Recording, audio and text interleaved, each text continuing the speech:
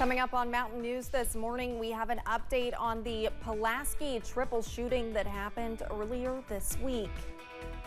And we continue to monitor fires across eastern Kentucky. Dedicated to eastern and southern Kentucky, this is WYMT Mountain News this morning.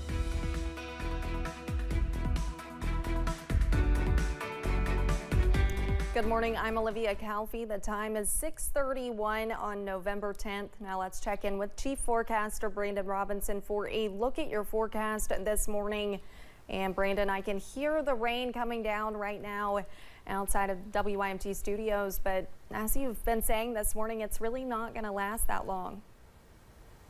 No, and it's not going to be enough to really cause a major impact for us today, and we've desperately needed it.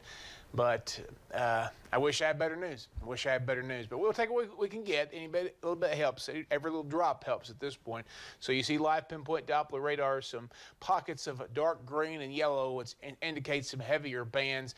One coming out of central Kentucky, but you already see, as we mentioned earlier, the clearing line back out just west of I-65 there toward Louisville. So we're going to continue to watch that trend in the next few hours. I-75, Mount Vernon, it's still a little bit wet roads out there this morning, so give yourself plenty of time to get back and forth to start your day. Temperature-wise, we're continuing to fall into the 40s and 50s across most of the region, barely hanging on those 50s in Harlan, Jacksboro, and Grundy. Everybody else is already in the 40s. The breakdown for today, we're going to see rain chances for the first part of today. That's at 90%, but it's going to taper off pretty quickly as we head toward the afternoon hours, and we should see some late day sunshine and a rebound back into the 50-degree range as the temperatures fell since midnight. Olivia? Brandon, thank you. In Pulaski County, detectives say they now know the motive behind a double murder, but say they're not ready to release it. Police in Indiana arrested 20-year-old Austin Prather Wednesday night. He's accused of killing his father and grandfather and trying to kill his grandmother. Police say the victims were shot. Yesterday, we talked with the Pulaski County Sheriff about how they found him using cell phone technology. He had gotten a hold of someone up there, and that person had assisted him with, from where information is right now, maybe getting up there. We don't really know for sure at this time, but he was located at an apartment up there. Investigators are now working to get Prather back to Pulaski County.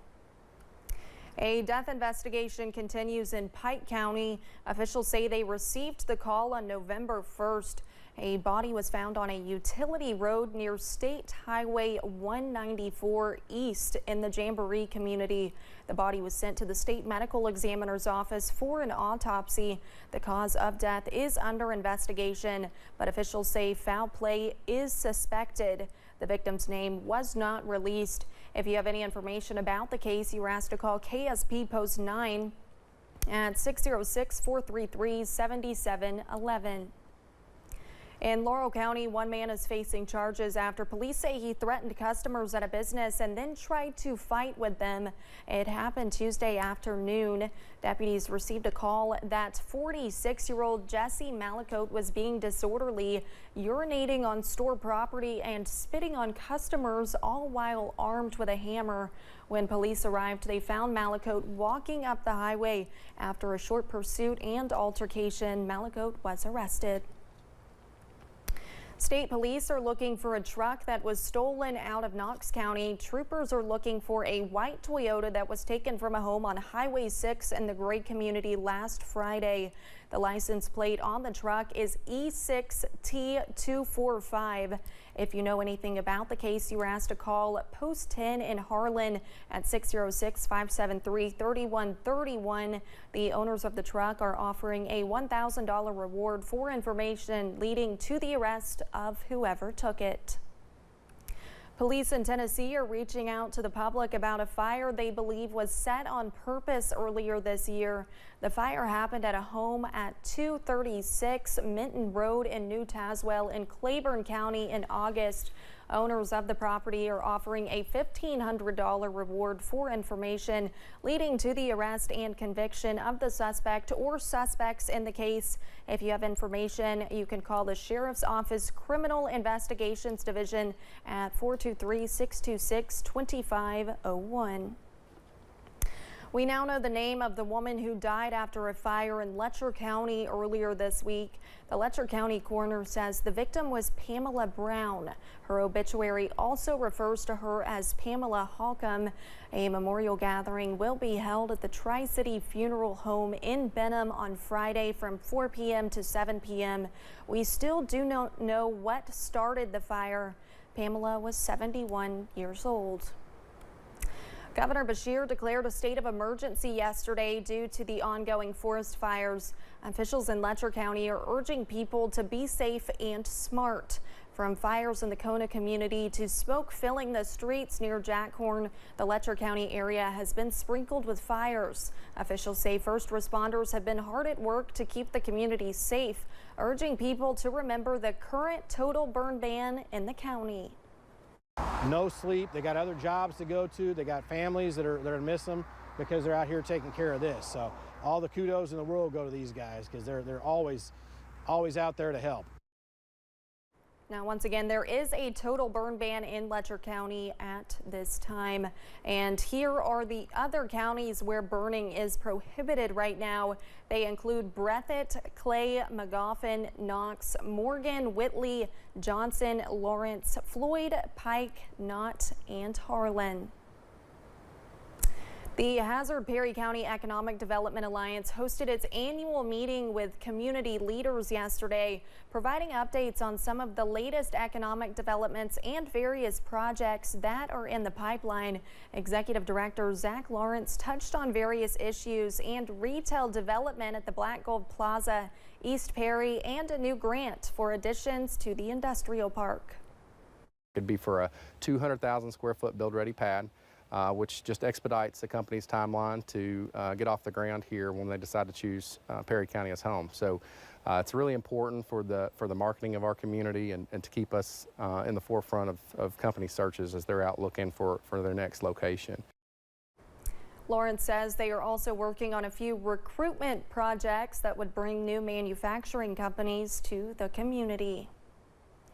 Election night wasn't just a big night in Kentucky. Our neighbor to the north in Ohio, they voted to legalize recreational cannabis. Here in Kentucky, only medical marijuana is legal. Under Governor Beshear's executive order issued in 2022, Kentuckians with one of 21 severe medical conditions can travel across state lines to get medical marijuana.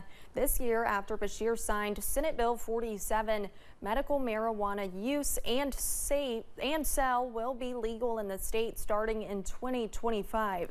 This legislative session, Matthew Bratcher with Kentucky NORML says they'll be advocating to expand the medical program.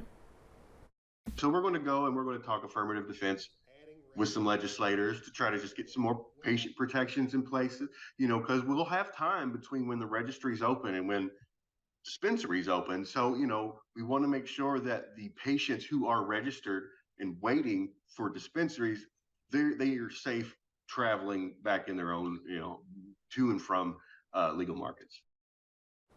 Bratcher says we will most likely see a lot of revenue go into Ohio once the legalization goes into effect. He says the cannabis industry isn't just about legalization, but also unlocking economic potential for Kentucky through job creation, tax revenue, and investment opportunities.